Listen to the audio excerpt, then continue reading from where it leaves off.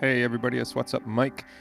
And yeah, it feels like this quarantine situation feels weirdly like a deployment with my limited ability to go out and do anything I want in the way of hobbies. And so I'm looking at deployment style hobbies again. I've got a weird history with it. Deployments to Afghanistan and the weird hobbies you pick up with indoor limitations. You can't go outside a bunch. You can't do anything while you're deployed, and it manifests in weird hobbies. So yeah, getting into it. We're probably close to a month on lockdown now, and it's similar in some weird ways to deployments in that when when I was deployed in Afghanistan, I was on a combat outpost, and on a combat outpost, obviously there's a wall around the outside, and you're limited in your ability to really do anything that's not associated with the mission. But maybe it's not as common knowledge that you don't spend all day long fighting the enemy while you're deployed. Uh, you'll hear many examples of how combat deployments are typically lots and lots and lots of boredom, lots and lots and lots of busy work, and then it's punctuated by these very short but very intense periods of combat. So, in my experience, that was pretty accurate. Lots of time waiting, especially when you're trying to get to another place geographically, trying to travel, but it's all operational when you're deploying, getting into your combat outpost in the first place. As an officer or a leader, you're generally going to have responsibilities to go somewhere else, go to another combat outpost, um, not tied to a specific combat patrol, but going to do an investigating officer job. If you're a staff officer and you're going for planning meetings and other things, that stuff happens, and people move around the battlefield, mostly on helicopters, to get from place to place. And, a lot of this is shut down now, especially in Afghanistan, but this was the case in 08, 09, 2010, 2012, 13, those years when I was deployed. So, yeah, you're on this combat outpost, and you have your patrol schedule, and I was a platoon leader, a operations officer, and a company commander on those deployments. And so I had serious operational requirements. The day job was 15 hours a day, pretty typically. Like the standard requirement, I had this repeated to me over and over and over again. My battalion S3, battalion commanders, everybody, the standard that was repeated over and over and over again is 15 hours a day, 7 days a week. Like that's the work expectation on a deployment. Well, what that leaves you with is 9 hours off, and not every day is 15 hours, especially. And 9 hours of time. I was getting probably 7 hours of sleep a night. Big days are 15 hours, shorter days were 12 hours. So there is actually time. And throughout the day, you're, on staff, whatever, you're in these like, you can't call it an office, but it's the buildings on the combat outpost, and you're getting shit done. You're planning, you're looking at the TV screens in the operations center, like managing patrols that are out, managing aircraft assets, whatever is going on in the deployment, but you kind of go to work and then you kind of go away from work. And that might only be 100 meters, but there is off time and there's sort of downtime or slow time during the workday. And so there's space for hobbies. The whole point I'm trying to make is that there's space for hobbies on these deployments. And in my history of deployment hobbies, there's some weird ones. I think probably my favorite was darts, and that's the best example of what I'm trying to describe, which is you can't go outside as much for outside hobbies, right? Like uh, even sport hobbies, you know, there's there's it's whatever. So there's opportunity for outside stuff, but it's limited because there's an obvious threat. The combat outpost is only so big. Bigger forward operating bases have more opportunities. But yeah, so the weird deployment hobbies. Well, this quarantine it has some of those similar aspects. I leave my cul-de-sac like once a week for groceries, maybe, and occasionally go to Lowe's or something to pick stuff up for a home project. But we're not taking this opportunity to go get a bunch of like home improvement stuff done and go work with, find subcontractors and spend all weekend at Lowe's. Like we're actually trying to limit social interaction here. So you get this cooped up feeling that's very similar to those deployments. And so I feel the urge towards these weird deployment hobbies again. So let's go down some deployment hobbies, the weird ones. Darts was the one I mentioned. Man, I ordered so many special pro tungsten barrel darts with like specific flights, and I got custom flights made with my unit crest on them for shits and giggles. Like the flights with little fins on the back, the retract, like the points, the tips on the darts. You can get ones with spring loaded points so they don't bounce out. As I was going nuts, man, and I got pretty fucking good at darts. That was that the first deployment? Yeah, so that was the first deployment. Was a darts hobby. Um, Single origin coffee was a big third deployment one where we're ordering coffee from like individual farms in Africa. I mean, the mail still works. It's just like, it's not Amazon Prime. You order and wait like 2 to 4 weeks for your stuff to come in. So there's a little more like, I don't know. That adds some kind of fun to it because of that waiting period. But so we were ordering stuff like that. On my first deployment, Rubik's Cube, I got pretty fucking good at a Rubik's Cube. One of my soldiers taught me how, and then I got my time down to like 40 seconds. Felt pretty good about that. But I'm not like, with the Rubik's Cube, those people who solve it a different way every time based on the most efficient route to the solution. And those are like the 15-second guys. I wasn't that. I used the exact same solving process every time like a monkey, like a robot, but I could do it fast. 40 seconds. I felt pretty good about 40 seconds on a Rubik's Cube. Come at me with that shit. But also, I'm fairly certain this is true. I might be making this up, but the national sport in Afghanistan is Taekwondo because one of their athletes won a bronze medal at, I think, the 2008 Beijing Olympics.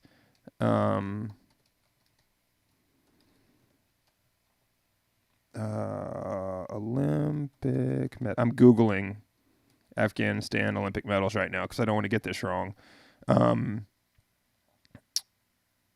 Yeah, Afghanistan at the Summer Olympics. They've gotten 2 bronze medals ever. Where are the bronze medals? 2008 Beijing, son. Oh, and 2012 in London. So they got bronze medals. I think the one in Beijing was so they were both Taekwondo. Cool. It was probably the same fucking guy. Yeah, it was the same guy. Bronze medal. Damn, bronze medal 2 Olympics in a row in Taekwondo. Get it, Rahula Nikpai. Anyway, homeboy got a bronze medal in Taekwondo, first ever Olympic medal for Afghanistan. They changed their national sport to Taekwondo. Makes sense to me. This is the part I might be making up. Pretty sure before that it was volleyball. These motherfuckers love volleyball, and they're remarkably good at it for being as skinny and small as many Afghans that live up in the mountains are. That's just a fact. If you've ever been there, they're not big people, but and they tend to not be super tall people either, which is generally associated with volleyball. But geez, these people, and I only went to Northeast Afghanistan, so maybe it's regional. They love volleyball. Holy shit. And so on one deployment, volleyball was a big thing. It was the last one. And it was only for about half the deployment just because we had access to facilities for a period of time and had the time to play. Other parts of that deployment, we were way too busy. I mean, at the very beginning of it, it was 24 hours a day, no hobbies, no free time, no nothing for 4 months because we had to shut down a combat outpost. We were in firefights all the time. We had to go help other people shut down combat outposts because we were pretty good at it. So we were getting after it with maneuver. But once we shut those down, we went to a larger FOB where we served as a security element, had no requirements for security while we were on the forward operating base. So when we were on the base, we were clear of any operational requirements, and we didn't even have a patrol every day scheduled. So that was a crazy amount of downtime. We were not fully utilized as a unit, but we were waiting for a follow-on assignment that was coming 3 months later. So we had this gap. That rarely happens, but it happened for us. That was the volleyball gap, son. So we had this situation where it was indoors, right? So not a lot of outdoor sporting going on other than people running around outside. But indoors in a gym, big clamshell tent, huge clamshell tent gym. Indoors, it was wrestling mats, volleyball court. So the volleyball net was over wrestling mats, which made it indoor beach volleyball. There is no better way to play volleyball. No better way, period. There's just not. So indoor beach volleyball is fun as shit, diving all over the place. Wrestling mats make it good. Barefoot, perfect, right?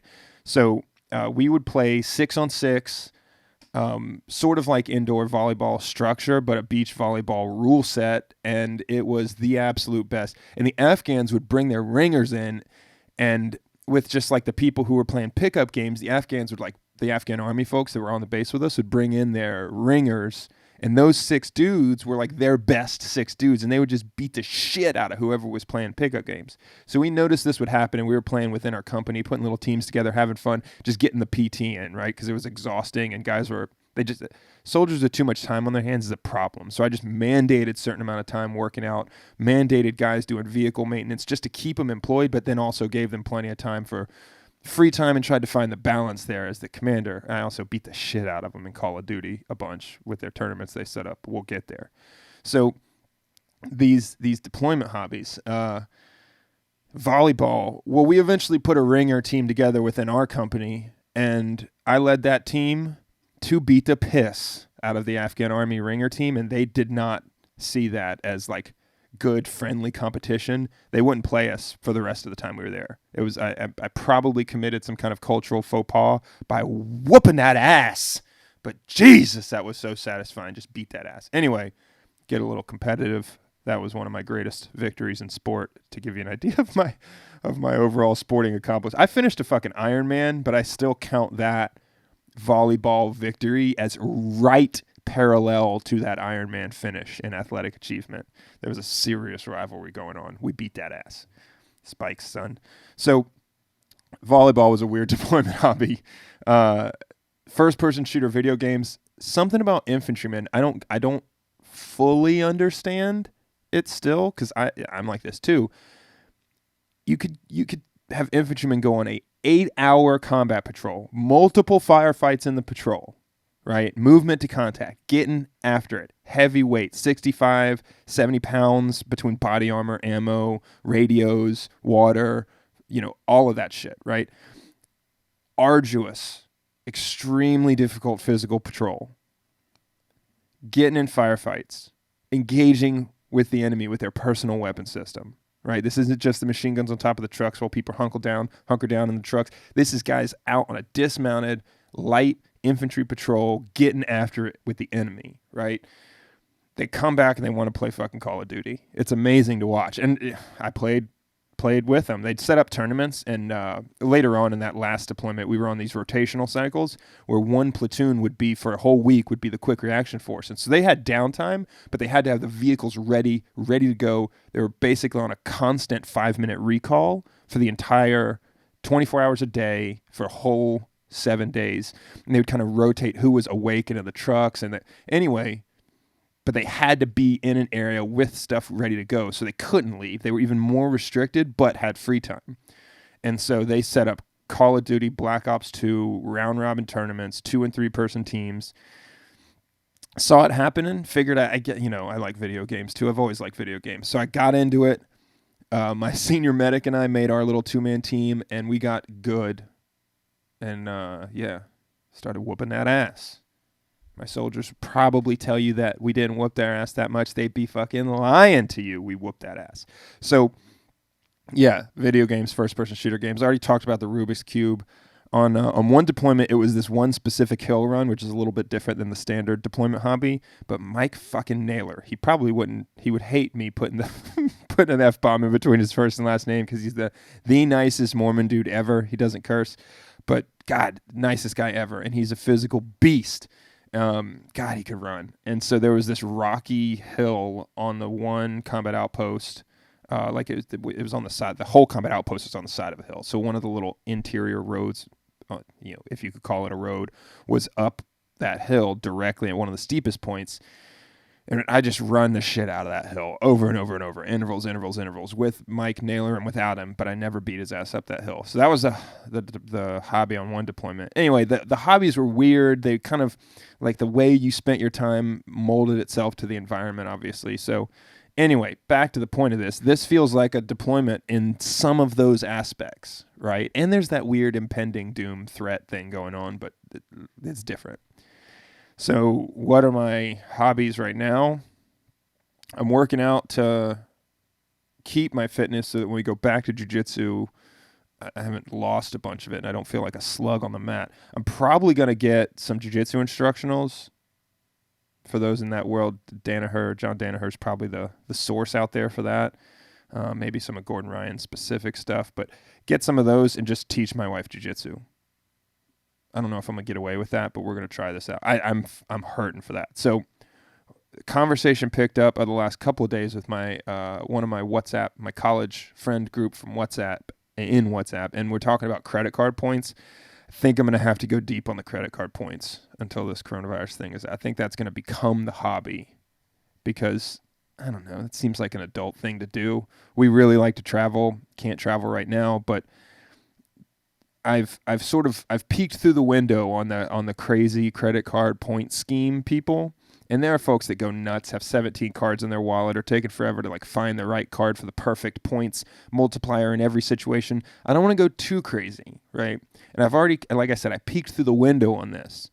And what I've got right now is an American Express Platinum card and an American Express Gold card. So on the next, I have so many stories from why this shit is worth it. But on the next episode, I'll have to talk about specific examples of going deep into like benefits that I've had we've had them since 2014, and I think I'm going to expand that now and get into some other cards. All the Amex cards we have are charge cards. We don't have a points-based credit card, so we're going to figure that out, which one fits with the scheme, our travel plans, all of that. And I've got some other side project stuff going on that I'll have to get into way later that's directly in the travel niche and unrelated to credit cards. So I've got this scheme, this plan, long term. We're on like a 5 to 10 year plan right now. And the goal of this plan is 100% free travel, 100% free travel for the rest of our lives anywhere we want to go. So think of that concept. Like travel is such a big thing for so many people, and it's got this aspect of freedom tied to it. You know, if you can pick up and go wherever you want to go, see a new place, meet new people, experience a new culture, there's this freedom that's tied to that. Nothing's holding you down. Nobody gets to tell you no. And if it's free, that's just crazy. So the idea is that one of my side projects is tied to making brand deals and producing content for some of these hotels. And I work in digital marketing, advertising, and media, so I've got some advantages there. But this strategy, which is based on social media, can be done by essentially anyone anywhere. So I'll get into that at one point, and I'll send you some resources for that. And then the other side of that hobby, this new strategy for 100% free travel, is the credit cards and the charge cards, Amex cards, point schemes. So, yeah, we've got the platinum card and the gold card right now from Amex. I have just a 1.5%, I think, cashback rewards credit card with my bank, but I got to that's baby shit. That is low level shit. So I think we're going to step up to some Chase Sapphire credit card and look at points opportunities there. Rideshare company partner opportunities that those cards have, discounts on food delivery stuff, airline credits, different points redeeming opportunities, points multipliers when used different ways. The goal, so I'll get into it, but the details and what my strategy is going to be, but the goal in all of this is to create, I've had hobbies in the past, weird hobbies in constrained situations where they were mostly free or nearly free, or some that were more expensive, right? Darts was expensive, surprise. I probably spent $400 on different darts things on that. That's like, it's not a crazy amount of money, but for a silly little hobby like that, it's silly. The coffee was expensive. The video games started to get expensive because I buy the fast refresh rate monitor and a specific custom controller, and I go deep on this shit. I've referenced it before. And so this one, the goal is to create a hobby and a strategy with this that actually has a financial benefit for the first time in our fucking lives. But yeah, so the points, I've peeked through the window by having a platinum and gold card for the last 6 years. The platinum card has big benefits on travel, getting you into airline lounges, 5 times points on per dollar spent on flights booked and travel expense stuff booked through Amex or through the airlines themselves, and points on hotels and points on all of that kind of stuff, travel related with Platinum Card, 4 times points on restaurants and grocery stores with the Gold Card. Yeah, there's lots of benefits in there, and so we're looking at what those are, and then working on the building content and social media side of things. Like I said, I'll have to go deep into it on one of these episodes of exactly what we're doing to build these accounts that have brand value, and then leverage that value to make deals with different places, use the credit card points and and leverage the travel benefits from that, and with the goal being that we can go anywhere we want as a family, not just me and my wife trying to sneak away from the kids for travel, but bring the family wherever we want to go. 100% free travel. So that's the new hobby. I'm going to dig into it over the next couple of weeks to try and set the base up. I've already, built some of these other non-credit card based strategies here. And yeah, we've got new deployment hobbies, folks. The new deployment hobby is build the base, build the foundation for my future travel plans, because I tell you, being cooped up like this, I really I end up having plenty of time and get into the fantasizing about when I can leave and travel again. Where are we going to go? What's that trip going to look like? Because, man, being stuck at home really makes you kind of yearn for new, different, strange places. But yeah, that's it. So I'll dig into the details of the credit card stuff on another episode. My content building, side of that strategy for free travel again on another episode. But that's it, folks. New hobby with coronavirus lockdown is build the foundation for how we travel wherever we want to go, whenever we want to go there for free after this shit show is over. So, yeah. Thanks for hanging out.